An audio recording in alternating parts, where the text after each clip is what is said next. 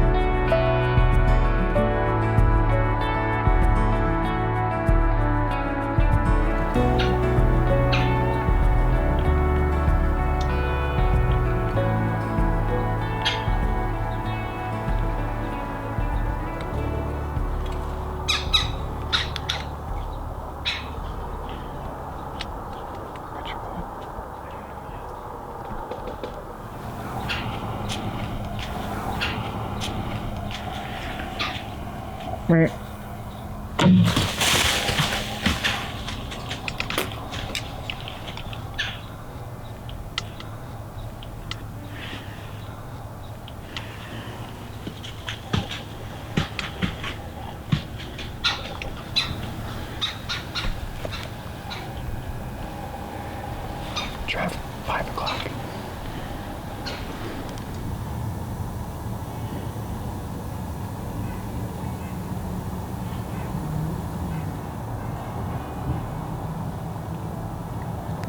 It's a little button bug. Okay.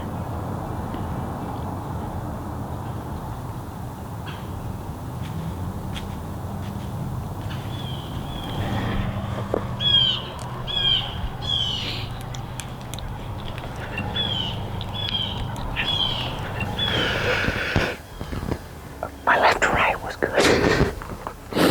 I just was high. I'm shaking like a leaf because of the adrenaline.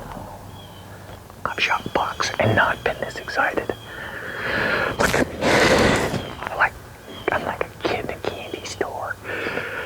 My heart was pounding. That's perfect. All I need to do is be about that much lower. Backstraps on the Barbie. I don't care what you say, that is freaking awesome. Look at me. I mean, I felt good. I just missed.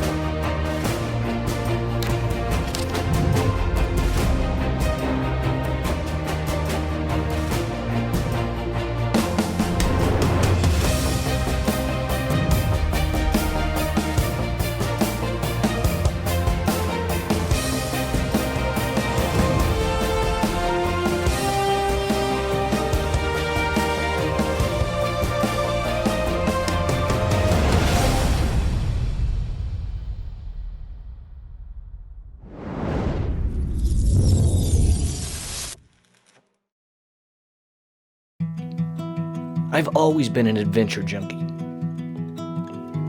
From early on, my summers were filled with creative adventures. From storming the beaches in Normandy to making the last stand at the Alamo. The southern New Mexico desert was the backdrop where my imagination ran wild. As a boy, the adventures, captured in the pages of books that I would devour, encouraged my love for the outdoors and the thrill of the chase. Tarzan and his exploits in the African wild only broadened my excitement. Stories about cowboys and Indians in the Western folklore easily grabbed my focus, and Louis L'Amour quickly became my favorite author. But those stories told about the Indians, relying on their bows and arrows, captivated my interest. Like many an American boy, I was raised with plenty of room to roam, and I made and shot my own bows, seeking to emulate that primal urge. Last year, I decided to return to that, perhaps seeking to re-engage with that savage boy I used to know so long ago. I wanted to remember and relive that pure and honest thrill. That wasn't about the kill, but it was about the entire experience, the journey. I have had the privilege of being in the outdoor industry for over 12 years. Here at Outback Outdoors, we're in our 8th season. And after last season, I realized I was missing something. My bow hunting adventures had lost the spark and the luster that had initially drawn me to the outdoors. I think I'd allowed the mundane and oftentimes frustration of the business side of the hunting industry to creep in and be reflected in my time in the wild. I found myself not caring about the journey and placing more emphasis on the kill. And perhaps my concern for my image had overtaken my love for the experience.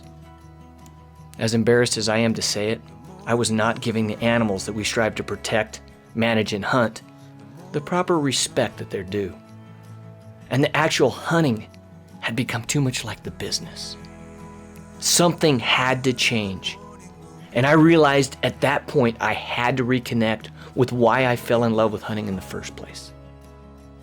I think it really began for me at an early age when I started reading and really devouring any type of adventure I could get my hands on, from Huckleberry Finn, Tom Sawyer, Edgar Rice Burroughs' novels of Tarzan and the Africa Wild. And then I was turned on to Louis L'Amour. This is my Louis L'Amour collection. And what Louis L'Amour did for me really was connected the West, the frontiersman, the Indian, the Native American, and the fight with the wild and the bad guys to survive. I think the connection between Outback Outdoors and my desire to return to that, my younger self, that journey to go back to the traditional, which is a stick bow, I think that's where it begins, in this adventure. My desire to connect with that again, not forget my first love.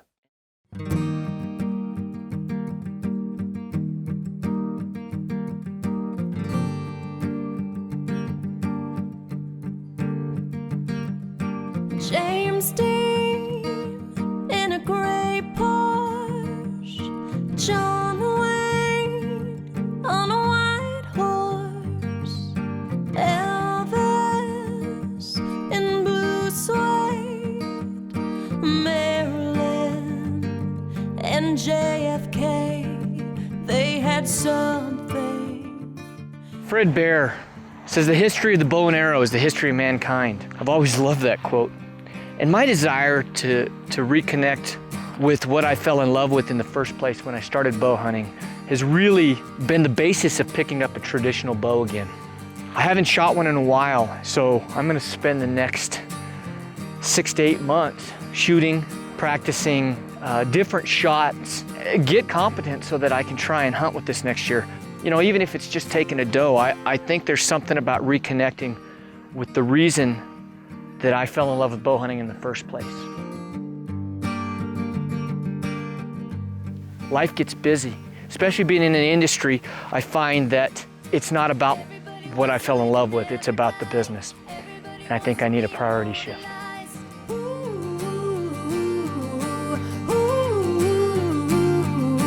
Everybody wants to outlive their lives. Everybody wants to be immortalized.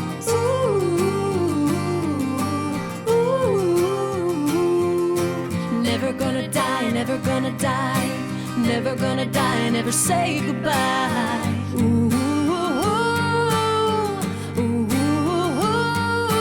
Never gonna die, never gonna die, never gonna die, never say goodbye.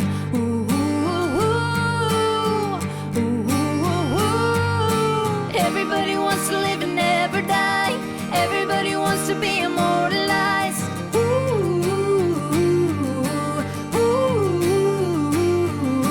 Everybody wants to outlive their lives. Everybody wants to be immortalized.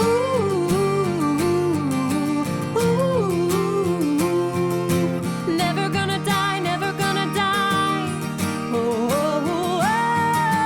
Never gonna die, never gonna die.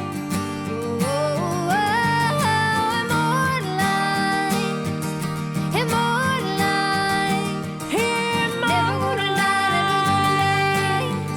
immortalized. Never gonna die, never gonna die.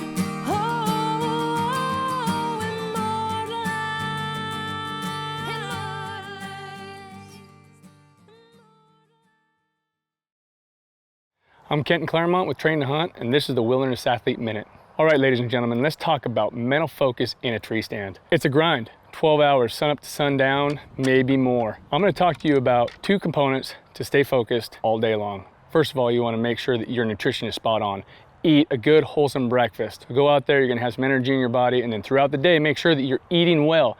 A balance of protein, carbs, and fat. Don't just throw a Snickers bar or a candy bar in your pack and then expect that you're not gonna crash. The other thing is having a good fitness program. If you have a good fitness program, you're gonna be in better shape, which is just naturally gonna make you more alert longer. In the middle of the day, you may wanna try a supplement. Energy and Focus is a great product by Wilderness Athlete. If you hit this about the middle of the day, right like 1, 2 o'clock, about 3 hours before the magic hour, it's gonna help keep you awake, energy, you're gonna be ready to go. So I hope this tip helps you on your next hunt. And for more tips like this, visit traintohunt.com.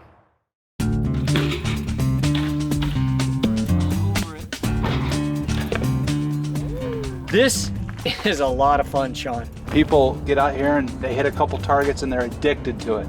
We've talked about shooting birds with our bows, and this actually is a great training tool for that. Right. The hard part for me is you got to shoot this like a shotgun. You got to lead the birds, you know, different things like this. I've been shooting my recurve a lot, but it's always been something standing, of course, you know, stopping, trying to pick a spot and hit. It's totally different. This goes out to all my people out there. Oh, you dirty gum! Start your engines. This goes out to all my people out there.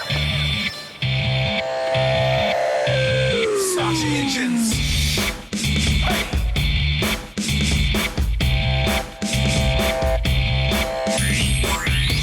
Start your engines. Hey.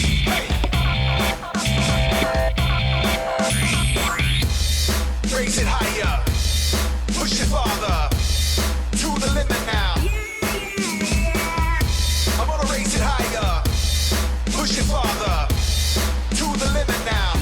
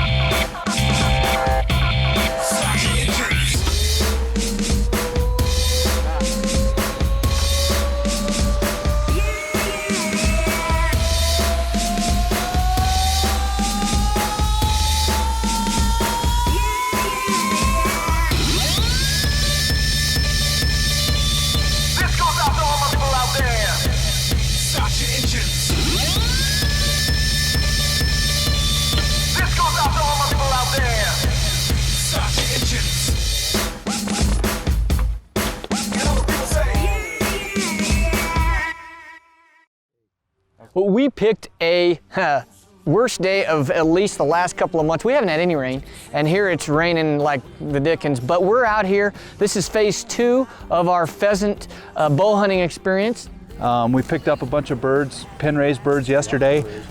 We're gonna try this as our second progression and hopefully then graduate to the real thing. And we don't wanna act like we're doing this isn't a wild hunt. This is definitely a training experience, not just for us, but we got Adam's young pup here, and we're gonna see if we can hit him. Let's do it.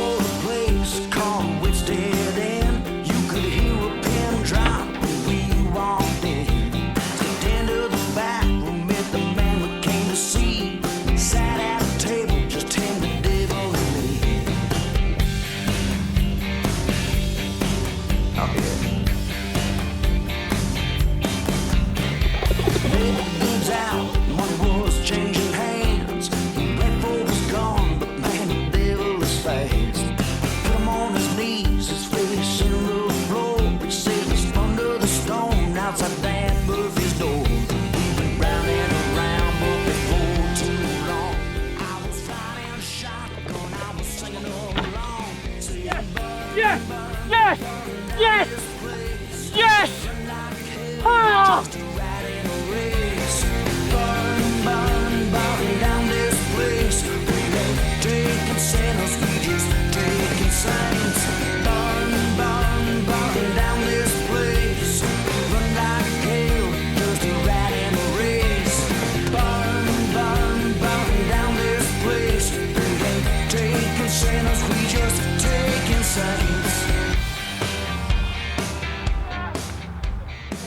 Nice. Nice. The wind just goes. Yeah. Well, that's more tiring than a guy would think. You know, it was a lot harder than I thought it was going to be today. It seemed like we got close to a lot of birds, but then I think we were so anxious. I wasn't even in the same county on a couple. They're just hard to hit. You know, this bird that I shot was total luck. Upswing of the wing, and I clipped a wing. Yeah. It was lucky. Yeah. And that one just ran into a broadhead. On the ground.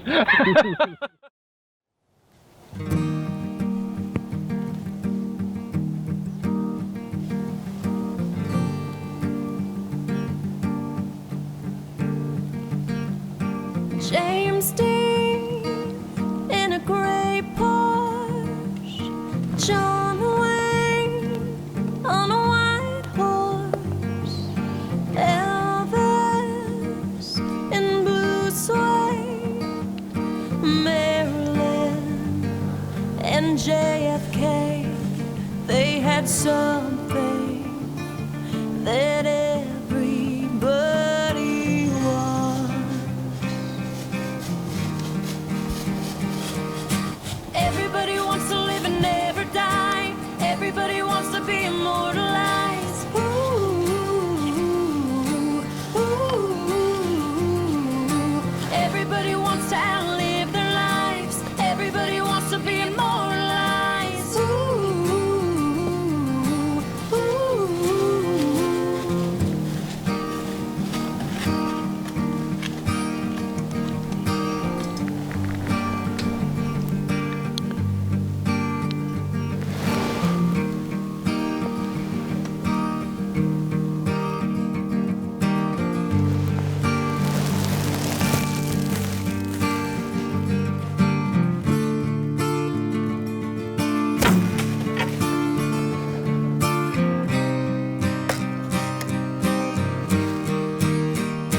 Everybody wants to live and never die.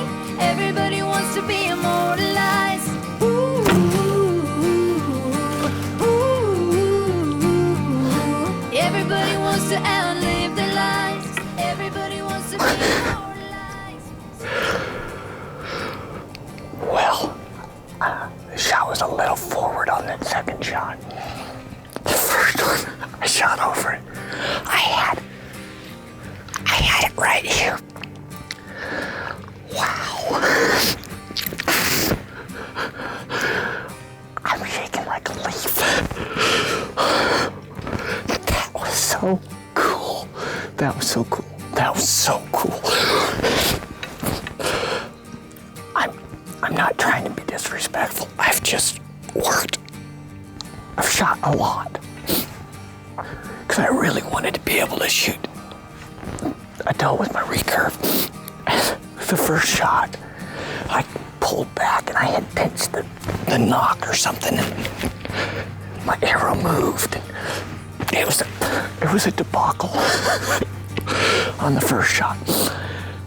How in the world that critter let me load a second arrow? I don't know. It's a little forward, but I think I might have snuck it right through. It looked like I had decent penetration. That is so awesome. So awesome. What a great morning. I went down, got my arrow, and that blood, there's already a good bunch of blood, and it's so cold this morning. It's really cool. There's frost on the grass, and that blood is even starting to gel a little bit and get some frost on it. We'll pick up the blood trail to here in a bit. Just to give you a little backstory, on this recurve stuff. Probably in April, I pulled out an old recurve I had. There's so much to learn. I look at it like this. A compound bow is a lot like a rifle, where a traditional bow is more like a shotgun. It's more instinctive, so it's pretty exciting, pretty exciting. Wow, awesome. Truly exciting, especially to do it with the recurve. First animal with the recurve. Traditional bow hunting is different. It really scrapes away all the busyness of other types of hunting. Not that it's better, not that it's neater, it's just different. And it's a refreshing change for me because it gave me a goal to set and something to work for all summer. And then to be able to have this amazing protein to go in my freezer. Thank you, Adam. Thank you, Mike, for letting me come out here to Nebraska Swanson Lake and take a doe. You know, every adventure is different. And every adventure is unique and special. And I think it's important that we realize that and appreciate it. Bow hunting will always be a part of my life. And while I'm not yet at a point where I'm ready to hang up my compound bow and shoot only a recurve, I do feel that this traditional journey, it's taught me a lot.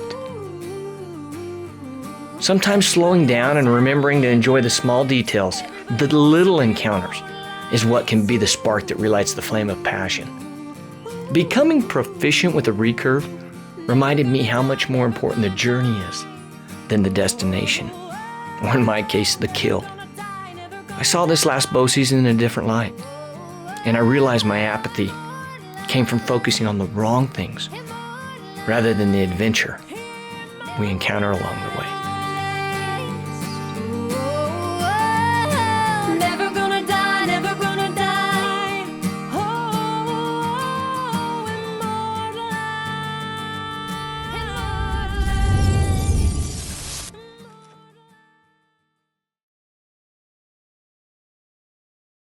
Thanks for watching Outback Outdoors. We encourage you to comment below, and as always, like, subscribe, and click the alert to stay up to date on all our new videos.